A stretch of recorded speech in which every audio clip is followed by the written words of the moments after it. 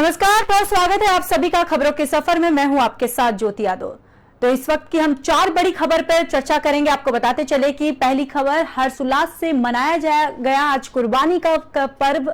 साथ ही साथ दूसरी खबर पर आज हम चर्चा करेंगे कि राहुल गांधी मणिपुर पहुंचे हैं और उन्होंने जो लगातार मणिपुर में हिंसाएं हो रही हैं उसका उन्होंने जायजा लिया है। साथ ही साथ हम तीसरी खबर पर चर्चा करेंगे, अतीक के कब्जे वाली जमीन पर फ्लैट बने हैं। वही चौथी खबर पर हम चर्चा करेंगे कि एमपी में सोशल मीडिया के अब सहारा लेकर कहीं ना कहीं जो कांग्रेस और बीजेपी लगातार एक दूसरे पर आरोप प्रत्यारोप लगा रही है, जहां पर आपको बताते चले कि मध्य प्रदेश में आगामी चुनाव को मद्देनजर लेते हुए वहां पर अब पोस्टर वॉर शुरू हो गया है। तो इस वक्त ये 4 बड़ी खबर है जिस पर आज हम चर्चा करेंगे।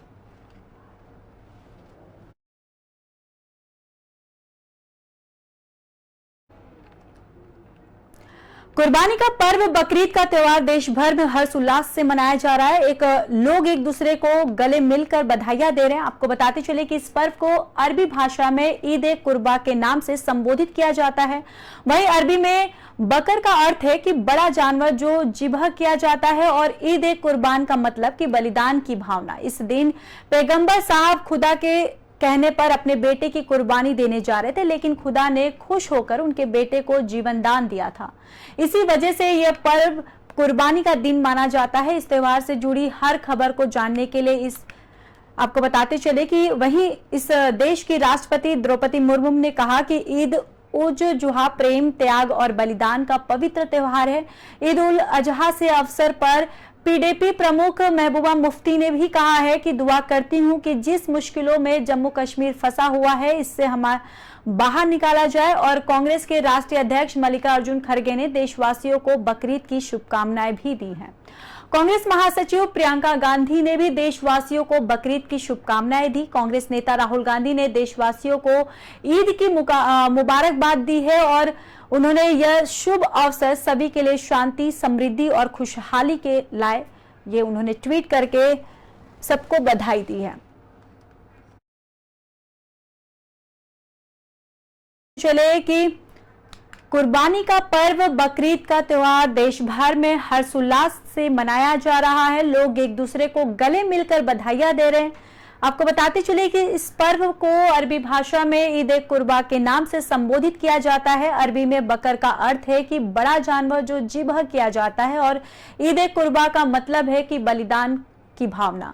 इस दिन पैगंबर साहब खुदा को उनके कहने पर अपने बेटे की कुर्बानी देने जा रहे थे, लेकिन खुदा ने खुश होकर उनके बेटे को जीवन दान दिया था।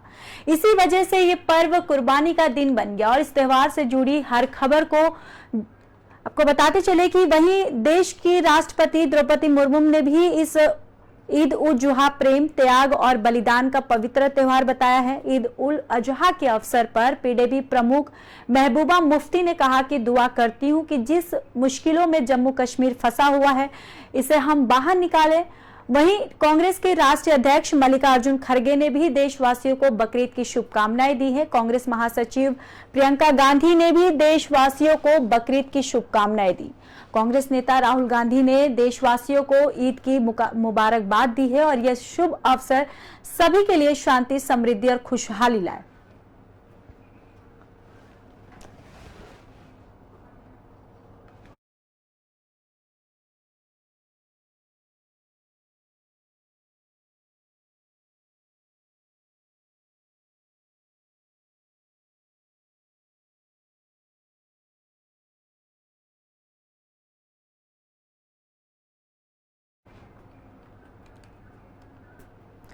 बढ़ते अगली खबर की ओर। मणिपुर पिछले 2 महीनों से हिंसा की चपेट में झुलस रहा है और वहां पर शांति प्रयासों की कई कोशिशें ज्यादा कारगर साबित नहीं हो सकी हैं। कांग्रेस नेता राहुल और पार्टी के पूर्व अध्यक्ष राहुल गांधी मणिपुर पहुंच गए हैं। वो 2 दिन दौरे पर हैं और वहीं अपने इस दौरे के दौरान कांग्रेस नेता पूर्वोत्तर राज्य में जातीय हिंसा की वजह से विस्थापित हुए लोगों से राहत शिविरों में मुलाकात करेंगे और साथ ही वहां पर कई सिविल सोसाइटी के लोगों से भी बातचीत करेंगे। कांग्रेस का दावा है कि मणिपुर में जारी हिंसा में 200 से अधिक लोगों की मौत हो चुकी है। मणिपुर में यह जातीय हिंसा 3 मई को शुरू हुई थी। यहां पर हिंसा शुरू होने के बाद से ही राहुल गांधी का हिंसाग्रस्त राज्य का यह पहला दौरा है। राहुल गांधी और कल मणिपुर में रहेंगे। इस दौरान वह कई राहत शिविरों का दौरा भी करेंगे और साथ ही राजधानी इंफाल और चुराचांदपुर जिले में सिविल सोसाइटी के प्रतिनिधियों के साथ बातचीत करेंगे। राहुल गांधी की यात्रा से पहले कांग्रेस के एक नेता ने उनकी यात्रा के बारे में बताया। वहीं आपको बताते चले कि इंफाल पहुंचने के बाद वह चुराचांदपुर जाएंगे, जहां वह राहत शिविरों के दौरा करेंगे और फिर वह विष्णुपुर जिले के मोईरांग में विस्थापित हुए लोगों से उन्होंने हालचाल जाना। राहुल कल शुक्रवार को इंफाल में रहेंगे और इस दौरान वह राहत शिविरों का भी दौरा करेंगे, फिर लोगों से बातचीत भी करेंगे। दूसरी ओर नागालैंड के कांग्रेस प्रभारी अजय कुमार ने केंद्र सरकार पर हमला करते हुए कहा है कि केंद्र मणिपुर को खबरों से गायब करने की कोशिश में लगी हुई है, जबकि राहुल गांधी और कांग्रेस पार्टी देश का ध्यान मणिपुर पर केंद्रित कराने की कोशिश कर रही है। उन्होंने दावा किया कि मणिपुर में जारी हिंसा में अब 200 से अधिक लोगों की हत्या हो चुकी है, जबकि 1000 से अधिक घर जल चुके हैं। जातीय हिंसा में 700 से अधिक पूजा घर और गिरजाघर तोड़े जा चुके हैं। अजय कुमार ने कहा कि राज्य में कानून व्यवस्था पूरी तरह से ध्वस्त हो चुकी है। डबल इंजन की यह सरकार अब ट्रिपल समस्या वाली सरकार बन चुकी है। राहुल गांधी आज मणिपुर में पीड़ित लोगों से मिलेंगे और प्रधानमंत्री नरेंद्र मोदी को राहुल गांधी के दौरे से सीख लेनी चाहिए कि उनके राज्य को लेकर कोई चिंता नहीं है। मणिपुर में इस साल मई के शुरुआती हफ्ते में जातीय संघर्ष के शुरू होने के बाद से 300 से अधिक कैंपों में करीब 50,000 लोग रहने को मजबूर हुए। इस पूर्वोत्तर राज्य में मैतेई और कुकी समुदाय के बीच भड़की हिंसा में 100 से ज्यादा लोग मारे जा चुके हैं। मणिपुर की 53% आबादी मैतेई और समुदाय से आती है, जो इंफाल घाटी में रहती है, जबकि नगा और कुकी जैसे आदिवासी समुदाय की आबादी यहां पर 40% है और ये समुदाय खास तौर पर पर्वतीय जिलों में रहती है। तो राहुल गांधी इंफाल पहुंचे हैं। आपको बताते चले कि उन्होंने राहत शिविर जाएंगे, जहां पर विस्थापितों से मिलेंगे और उन्होंने वहां पर विस्थापितों का जायजा भी लेने गए हैं। दरअसल आपको बताते चले कि शुक्रवार को इंफाल में रहेंगे और इस दौरान वह राहत शिविरों का दौरा करेंगे और साथ ही साथ लोगों से बातचीत भी करेंगे। वहीं दूसरी ओर नागालैंड के कांग्रेस प्रभारी अजय कुमार ने केंद्र सरकार पर हमला करते हुए कहा है कि केंद्र मणिपुर के खबरों को गायब करने की कोशिश में लगी है, जबकि राहुल गांधी और कांग्रेस पार्टी देश का ध्यान मणिपुर पर केंद्रित कराने की कोशिश कर रही है। उन्होंने दावा किया कि मणिपुर में जारी हिंसा में अब 200 से अधिक लोगों की हत्या हो चुकी है, जबकि 1000 से अधिक घर जला दिए गए हैं और जातीय हिंसा में 700 से अधिक पूजा घर और गिरजा घर भी तोड़े जा चुके हैं। अजय कुमार ने कहा कि राज्य में कानून व्यवस्था पूरी तरह से ध्वस्त हो चुकी है। डबल इंजन की यह सरकार अब ट्रिपल समस्या वाली सरकार बन चुकी है। राहुल गांधी आज मणिपुर में पीड़ित लोगों से मिलेंगे। प्रधानमंत्री नरेंद्र मोदी को राहुल गांधी के दौरे से सीख लेनी चाहिए। उनके राज्य को लेकर कोई चिंता नहीं है और मणिपुर में इस साल मई के शुरुआती हफ्ते में ही जातीय संघर्ष के शुरू होने के बाद से 300 से अधिक कैंपों में करीब 50,000 लोग रहने को मजबूर हुए। इस पूर्वोत्तर राज्य में मैतेई और कुकी समुदाय के बीच भड़की हिंसा में 100 से ज्यादा लोग मारे जा चुके हैं। वहीं मणिपुर की 53% आबादी मैतेई समुदाय से आती है, जो इंफाल घाटी में ही रहती है, जबकि नागा और कुकी जैसे समुदाय की आबादी यहां पर 40% है। ये समुदाय खास तौर पर पर्वतीय जिलों में रहती है।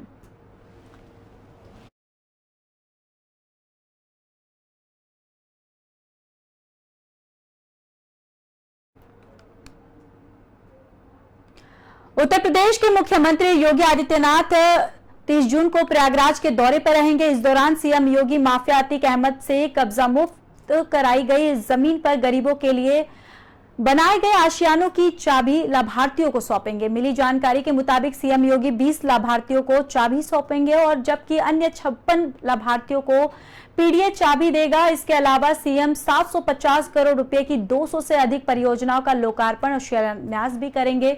वहीं इस अवसर पर सीएम योगी एक जनसभा को भी संबोधित करेंगे। आपको बताते चले कि प्रयागराज के लुकगंज में प्रधानमंत्री शहरी आवास योजना के अंतर्गत 96 फ्लैट तैयार किए गए हैं। जिनकी चाबी शुक्रवार को सीएम योगी लाभार्थियों को सौंपेंगे। राज्य सरकार के रिजर्वेशन नियमों का पालन करते हुए हर कैटेगरी के लोगों को फ्लैटों का आवंटन किया जाएगा। लाभार्थियों को उनके आशियाने लॉटरी सिस्टम के तहत मिले हैं। जिन लाभार्थियों को उनको रहने के लिए छत मिली है वे बेहद खुश नजर आ रहे। गौरतलब है कि यूपी में ऑपरेशन माफिया के तहत अतीक अहमद के कब्जे से लुकरगंज के पास इलाके में 1731 वर्ग मीटर जमीन कब्जा मुक्त कराई गई है। माफियाओं से कब्जा मुक्त कराई गई सरकारी जमीन पर सीएम योगी ने गरीबों के लिए आसानी बनाए गए हैं और इसका ऐलान भी किया है और इसी के तहत प्रधानमंत्री शहरी Awas Yojana affordable housing scheme में फ्लैट बनाए गए और पीडीए की ओर से बनाए गए 76 फ्लैटों के लिए 6030 लोगों ने आवेदन किया है। वही वेरिफिकेशन के बाद 1590 पात्र आवेदक मिले थे, जिसका लॉटरी के माध्यम से आवंटन किया था और इस फ्लैटों के आवंटन के साथ ही सीएम योगी की घोषणा भी पूरी हो गई है। दावा है कि किसी माफिया के कब्जे से मुक्त कराई गई जमीन पर देश का यह पहला प्रोजेक्ट है और सीएम योगी ने अपने इस ड्रीम प्रोजेक्ट का शिलान्यास 26 दिसंबर 2021 को किया था। बेहद कम समय में यह फ्लैट बनकर तैयार हो गया था।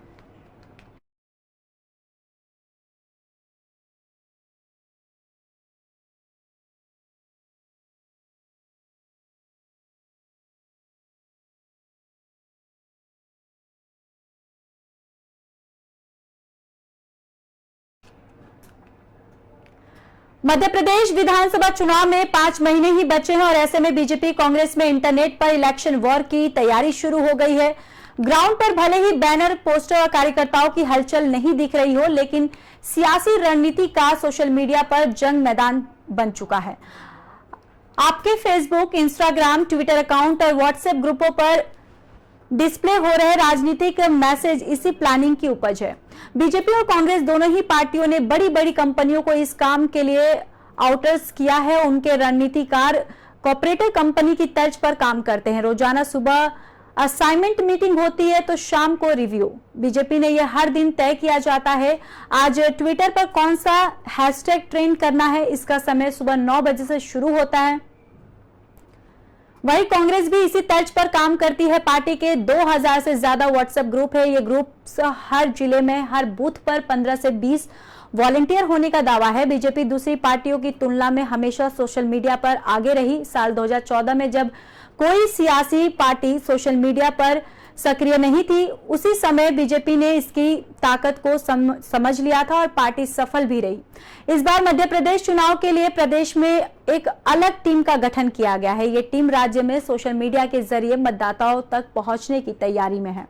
प्रदेश में बीजेपी के 1.25 लाख डिजिटल योद्धा हैं और ये प्रोफेशनल टीम भी है और जो सैलरी पर काम करती है। ये लोग graphics designer, video editor, researchers और कंटेंट राइटर हैं। इनका इंटरव्यू अभिषेक शर्मा लेते हैं।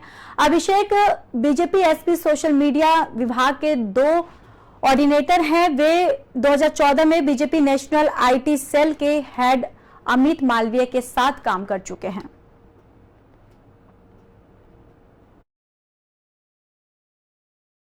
प्रदेश में विधानसभा चुनाव से पहले कांग्रेस और बीजेपी के बीच अब पोस्टर वॉर शुरू हो गया है। दरअसल आपको बताते चले कि खास बात तो यह है कि इन पोस्टर में एक दूसरे पर हमला करने के लिए क्यूआर कोड का इस्तेमाल किया जा रहा है। वहीं फोन पे क्यूआर कोड की शक्ल में बनाए गए पोस्टर को लोगों द्वारा स्कैन कर सच्चाई जानने की अपील की जा रही है। साथ ही साथ आपको बताते चले कि मध्य प्रदेश में अगले 5 से 6 महीने में विधानसभा चुनाव होने हैं, जिसको लेकर राज्य में सत्ताधारी पार्टी बीजेपी और विपक्षी दल अब पोस्टर वॉर पे आ चुकी है।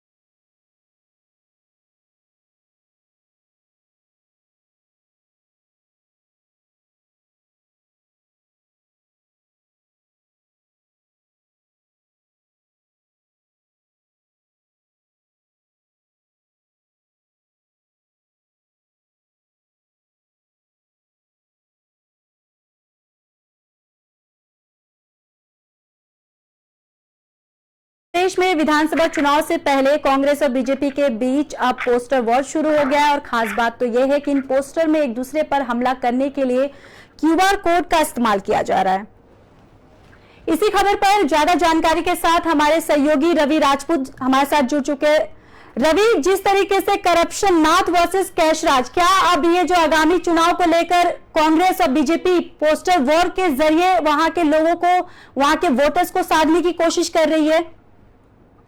बिल्कुल ज्योति, आपने जो कहा कि कमलनाथ और आपने शिवराज सरकार की बात की, तो मुख्य तौर पे मध्य प्रदेश में विधानसभा चुनाव है और लगातार अभी तक ये माना जा रहा है कि इसके पहले प्रधानमंत्री नरेंद्र मोदी का भी दौरा था, तो 2024 के लिए चंद दिन प्रचार हुए, लेकिन उसके पहले लगातार पोस्टर वार जारी है। और इसके पीछे का कारण सिर्फ और सिर्फ है दोनों पार्टी, चाहे बीजेपी हो चाहे कांग्रेस हो, क्योंकि दो ही पार्टी ऐसी है जो मध्य प्रदेश में चुनाव लड़ रही है। इनके आसपास कोई भी पार्टी नहीं है, कहने के लिए आम आदमी पार्टी कुछ सीटों तक चुनाव लड़ सकती है, लेकिन फिलहाल उनका जो जनाधार है बिल्कुल गायब है। लेकिन सवाल यह है कि पोस्टर वार, आपने देखा होगा कि यूपीआई स्कैनर तरीके से, चाहे बीजेपी हो चाहे कांग्रेस हो, पहले तो बीजेपी ने इसकी शुरुआत बीजेपी ने की। बीजेपी ने कमलनाथ को लेकर करप्शन कमलनाथ, घोटालेबाज कमलनाथ, तमाम तरीके के आरोप लगाए। उसको अगर आप फोन पे स्कैन करते थे तो उस स्कैनर के जरिए ये पता चल जाता था कि आखिर कमलनाथ ने कब स्कैन किए, उसके स्कैन के करप्शन के पीछे का कारण क्या है, मतलब विद डिटेल्स उस स्कैनर से सामने आ जाता है। फिर उसके बाद कमलनाथ सरकार ने, ये मत कांग्रेस ने नहीं किया, बल्कि कांग्रेस के जो कार्यकर्ता हैं उन्होंने इसे बखूबी अपनाया। उसके बाद उन्होंने बीजेपी सरकार को लेकर ये सारी चीजें की। सवाल ये है ज्योति कि आने वाले कल में विधानसभा के जो चुनाव है, जो मतदान है इस महीने के एंड में होने हैं, वो किस पर लड़े जाएंगे। देखिए, हम आपको महत्वपूर्ण बात बताते चले ज्योति, जो मध्य प्रदेश के किसान तबका है वो कमलनाथ सरकार वो चाह रहा है कि कमलनाथ सरकार मध्य प्रदेश में आए, क्योंकि किसानों के लिए उन्होंने पहले से कह रहा है कि कर्जा माफी का वादा उन्होंने किया है। मध्य प्रदेश में 30% ऐसे किसान हैं जो कर्ज के नीचे अभी भी दबे हुए हैं। किसान पूरी तरीके से परेशान है, वो किसी भी जाति के हो, चाहे सवर्ण क्लास के हो, चाहे ओबीसी हो, चाहे एसटी हो, चाहे एसटी हो, लेकिन पूरी तरीके से और किसान के रूप में मध्य प्रदेश जाना जाता है। और उसमें विंध्य जो क्षेत्र है जिसमें 14 जिले आते हैं, चाहे रीवा हो, सतना हो, सीधी हो, शहडोल हो, या फिर इससे जुड़े हुए और भी जो जिले हैं वहाँ किसान बहुल क्षेत्र है, तो वहां भी ये माना जा रहा है कि पूरी तरीके से कमलनाथ की सरकार इस बार आएगी। वही अगर हम बात करें मध्य प्रदेश के ऊपरी हिस्से की, जहाँ पे चाहे इंदौर हो, पीथमपुर हो, मऊ हो, या फिर उसके अगल बगल उज्जैन जो क्षेत्र है, वहां पर भी कमलनाथ का आना, क्योंकि कई सालों से मुख्यमंत्री के तौर पर शिवराज सरकार मध्य प्रदेश में राज कर रहे हैं, मामा कह के भांजे भांजियों को चूना लगा रहे हैं। उसके पीछे का कारण है हिंदुत्व का एजेंडा। लगातार कोई भी नियम हो, कोई भी कानून हो, कोई भी योजनाएं हो, उसके पीछे सिर्फ और सिर्फ हिंदुत्व का एजेंडा। आज इसके पीछे आप देख सकते हैं मध्य प्रदेश के गृह मंत्री नरोत्तम मिश्रा ने इसके पहले तमाम तरीके से उन्होंने हिंदुत्व का एजेंडा तो बुलंद किया, लेकिन जो वास्तविकता है, अगर हम ये कहें हिंदू मुस्लिम को लेकर या किसी चीजों को लेकर हम लड़ते रहे, लेकिन हमारी जो मूलभूत सुविधा है वो खाने पीने की है, हमें खाने के लिए सही मिले, पीने के लिए रोजगार मिले, तो मध्य प्रदेश की जनता इस बार जो जमीनी हकीकत है जो कि वो हम आपको बता रहे हैं, मध्य प्रदेश की जनता ने इस बार बदलाव के चांस में, क्योंकि सिर्फ और सिर्फ एक मुख्यमंत्री के प्रति कैंटीन कन्वेंसी दिख रही है मध्य प्रदेश में, और हर जिले में ये दिख रही है। शिवराज सरकार के प्रति दिख रही है। शिवराज सरकार आज 15 सालों, यानी कहा जाए कि 20 सालों से, इसके पहले भी इनकी सरकार चली गई थी, ज्योतिरादित्य सिंधिया कांग्रेस से छोड़कर कई विधायक लेकर बीजेपी के साथ शामिल हो गए, तब इन्होंने 5 साल सरकार चलाई।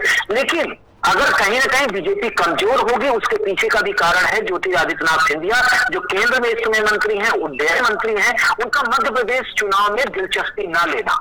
वहीं उन्हीं के सहयोगी जिन विधायकों को लेकर वो कांग्रेस से गायब हुए थे, वहीं अब चंद विधायक भी कांग्रेस के दामन पकड़ने नजर आए, क्योंकि उनको यह पता हो गया है कि अगर मौजूदा समय में बदलती राजनीति को देखना है तो हमें बीजेपी के कांग्रेस के साथ जाना होगा, क्योंकि सभी विधायक या सभी समर्थकों को ज्योति बीजेपी में जगह नहीं मिल पाई थी। अगर हम किसी पार्टी से छोड़ के हम दूसरी पार्टी में जाते हैं तो ये मूलभूत बात है कि जो विधायक है उनको जगह मिल जाएगी, लेकिन जो उनके समर्थक है, जो उनके कलीग है, क्या उनको भी वही सम्मान, उनको वही रिस्पेक्ट मिल पाएगा? बिल्कुल नहीं मिल पाएगा। क्योंकि रवि चीजें रही जी, क्योंकि रवि से इसी तरीके से हमें देखने को मिला था जो कर्नाटक के चुनाव थे, ये दोनों पार्टियां सेम इसी तरीके से वहां पे भी पोस्टर वॉर चला था, तो क्या वही हथकंडे यहाँ पे भी अपना रही है?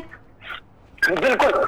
अगर पोस्टर वार की हम बात करें तो इसका सीधा सीधा नजरिया है, मतलब पोस्टर वार से कुछ नहीं होने वाला। जो मध्य प्रदेश में शिवराज की सरकार है, विपक्ष में बैठी कमलनाथ की सरकार है, जो कि एक साल अभी चंद महीनों के लिए मध्य प्रदेश में सरकार पर आई थी। लोगों को एक जिज्ञासा थी कि कुछ करती, लेकिन उसके पहले उनकी सरकार चली गई। तो लोगों को एक हाँ, पोस्टर वार में ये जरूर कहा जा सकता है शिवराज सरकार या शिवराज के जो मंत्री हैं, शिवराज के जो विधायक हैं, जो सांसद है, वो लगातार कमलनाथ को भ्रष्टाचारी ये बता रहे हैं, घोटालेबाज बता रहे हैं। लेकिन मध्य प्रदेश की बहुत सारी ऐसी जनता है, बहुत सारी, अगर हम आयु एज की बात करें तो मुख्यमंत्री शिवराज सिंह चौहान को लोग देखते हुए जवान हुए हैं, देखते हुए 18 साल में प्रवेश किए हैं, और उन्हें लग रहा है कि हम तो शिवराज को ही देख रहे हैं, कुछ बदलाव नजर नहीं आ रहा है। शिवराज कह रहे हैं कमलनाथ ने घोटाला किया। भाई ये घोटाला हुआ कब? कमलनाथ की सरकार इसके पहले क्या थी उन्हें नहीं पता, क्योंकि उन्होंने कमलनाथ की सरकार को नहीं देखा है। अब मौजूदा समय में जो राजनीति है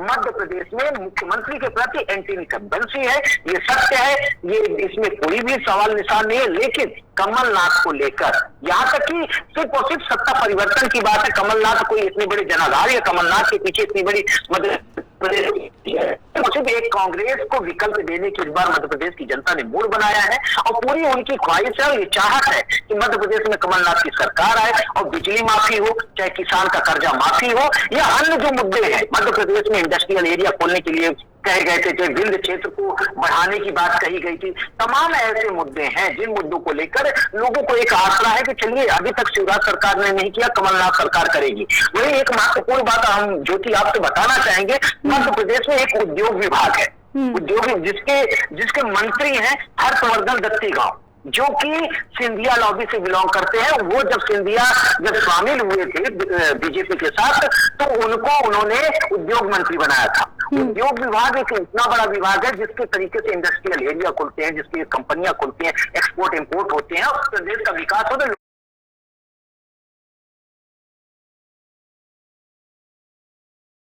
के बाद आज भी मध्य प्रदेश में 20 से 25 हजार अभ्यर्थी, 20 से 25 हजार लोग ऐसे हैं जो अनुकंपा नियुक्ति के लिए आज भी वल्लभ भवन के चारों तरफ टहल रहे हैं। वो लोग इंतजार कर रहे हैं कि कब इनकी सरकार जाएगी, दूसरी सरकार से हम उम्मीद जताएं। तो ये पूरी तरीके से एक तानाशाह, एक अगर कहा जाए कि सरकार, क्योंकि शिवराज सरकार को ये पता है कि मोदी की केंद्र में सरकार है, हमारे पास मोदी जैसा लीडर है, तो हमें कहीं ना कहीं कुछ लोकप्रियता हमारी, कुछ पार्टी की और कुछ मोदी की लोकप्रियता मिलकर एक बार हम फिर गद्दी में बैठ जाएंगे। लेकिन ये बीजेपी की गलतफहमी है, और ये जनता इस बार जनाधार बिल्कुल भी जो दिख रहा है। अभी इससे पहले कई चैनल्स ने हम आपको बताए हैं ज्योति, कई चैनल्स ने एग्जिट पोल दिखाए हैं, कई चैनल्स ने ये दिखाए हैं कि चाहे चंबल का क्षेत्र हो वहां पर भी कांग्रेस की बढ़त दिखाते हुए नजर आए हैं, चाहे विंध्य का क्षेत्र हो वहां पर भी बढ़त दिखाते हुए नजर आए हैं। ये उनके दिखाने से बनने वाला नहीं, ये जनता की पुकार है। ये मध्य प्रदेश की जनता ने इस बार मूड बनाया हुआ है, और सिर्फ और सिर्फ ये हम कह दें कि ठाकुर, ब्राह्मण, दलित, श्रवण, ऐसा कुछ नहीं है। हर जाति, हर धर्म और हर मजहब के लोगों का ये मानना है कि एक बार शिवराज सरकार को यहाँ सत्ता से बेदखल करना चाहिए, और एक बार कांग्रेस को मौका देना चाहिए, क्योंकि इसके पहले जो भी अगर कांग्रेस के मुख्यमंत्री थे दिग्विजय सिंह ने अपने शासनकाल में बेहतर कार्य नहीं किए, इसलिए उनकी गद्दी गई। उसके बाद लगातार पंचवर्षी दर पंचवर्षी लगातार बीजेपी को मौका मिलता रहा। लगातार शिवराज सिंह चौहान एक ही मुख्यमंत्री मध्य प्रदेश में मामा बनते रहे, यानी कि वो पूरे मध्य प्रदेश को अपने आप को मामा कहते रहे। और लेकिन इस बार की जो राजनीति है, इस बार की जो रणनीति है वाकई, हाँ, लेकिन जो कि हम एक चीज आपको महत्वपूर्ण ये बताएंगे कि इस विधानसभा चुनाव के जो परिणाम, अगर हम ये सोच लें कि ये 2024 लोकसभा में चुनाव में दिखने वाले हैं, ये बिल्कुल नहीं दिखने वाले हैं। वो जो बीजेपी को वोट मिलेंगे, जो प्रधानमंत्री नरेंद्र मोदी को लोकसभा में वोट मिलेंगे, वो मिलेंगे, लेकिन जो मध्य प्रदेश की जनता ने इस बार मोड़ बनाया है सिर्फ और सिर्फ सरकार को लेकर बनाया है, मुख्यमंत्री को लेकर बनाया है, उनकी जो पॉलिसी है उसे लेकर बनाया है। कांग्रेस को इस बार चांस देगी मध्य प्रदेश की जनता, ये दिख रहा है। ये हमारी जुबान नहीं कि हम चाहते हैं मध्य प्रदेश में कांग्रेस की सरकार आए, ऐसा कुछ नहीं है। ये मध्य प्रदेश की जमीन और मध्य प्रदेश की जनता ने बखूबी अभी से बताना शुरू कर दिया है। आप रीवा जिला ले लीजिए, सतना जिला ले लीजिए, हर तबके के लोग परेशान है, किसान परेशान है। इसके पहले मध्य प्रदेश में जब कांग्रेस बीजेपी की सरकार रिटर्न में आई, ये माना जा रहा था कमलनाथ ने वादा किया था कर्जा माफी के लिए, शायद बीजेपी कर दे, आज कर दे। लोग 10-10, 20-20 लाख रुपए लोग कर्जे में हैं। आज भी किसानों को ये लग रहा है कि कहीं हमारी जमीन न चलाई जाए इस कर्जे को लेकर। लेकिन कमलनाथ ये बड़ा फैक्टर खेल रहा है, क्योंकि जो मध्य प्रदेश की किसान बहुल्य क्षेत्र है, कई ऐसे जिले हैं जहाँ किसानों के बड़ी तादाद है। किसान वहां पे चाहे एकड़ में वहां पे आप ले लीजिए, उनके पास अधिक संख्या में जमीन है, ज्यादा जमीन है, कई एकड़ जमीन है। लोग उसी के साथ चाहे दलहन की खेती हो, चाहे जौ की खेती हो, या फिर अन्य जो खेती बाड़ी होती है, तो मध्य प्रदेश में अधिक संख्या में होती है और लोग परेशान है। इस वजह से इस बार पूरी तरीके से मध्य प्रदेश में सरकार बदलने वाली है। इसकी शुरुआत शिवराज सरकार के मंत्री विधायक उनके कार्यकर्ताओं ने किया, कमलनाथ के ऊपर टीका टिप्पणी की, QR कोड पूरी तरीके से लगाए। मध्य प्रदेश के आपने भोपाल में देखा होगा, गलियों गलियों में ये QR कोड लगाए गए। अब कमलनाथ के जो कार्यकर्ता है, यानी कांग्रेस के जो कार्यकर्ता है, वो पूरी तरीके से एक दूसरे पर आरोप प्रत्यारोप, अब विधानसभा चुनाव नजदीक है तो ये आरोप प्रत्यारोप। लेकिन हाँ, मध्य प्रदेश की जमीन से, मध्य प्रदेश से इस बार प्रचार का ये एक नया तरीका दिखाया ज्योति। अभी तक क्या होता था कि पोस्टर वार चलता था, पोस्टर लगाए जाते थे, भ्रष्टाचार, उन्होंने इतने घोटाले कर दिए, ये कर दिए, हमारी सरकार सबसे अच्छी, तमाम तरीके से होता है। लेकिन इस बार QR कोड वही फोन पे, पेटीएम, गूगल पे का जो एक सहारा लेके बस स्कैन करो, आपको पूरे भ्रष्टाचार दिख जाएंगे। कि डिजिटल जमाना है और डिजिटल जमाने में अब डिजिटल तरीके से आरोप प्रत्यारोप लगाए जा रहे हैं। लेकिन जो मौजूदा समय में है, इसका कोई भी असर दिखने वाला नहीं है। मध्य प्रदेश में सरकार जहां तक बदलने वाली है। रवि, बहुत बहुत धन्यवाद सारी जानकारी साझा करने के लिए। तो आपको बताते चले कि मध्य प्रदेश में विधानसभा चुनाव से पहले कांग्रेस और बीजेपी के बीच पोस्टर वॉर शुरू हो गया है। खास बात तो अब यह है कि इन पोस्टर में एक दूसरे पर हमला करने के लिए QR कोड का इस्तेमाल किया जा रहा है। फोन पे QR कोड की शक्ल में बनाए गए पोस्टर को लोगों द्वारा स्कैन कर सच्चाई जानने की अपील की जा रही है।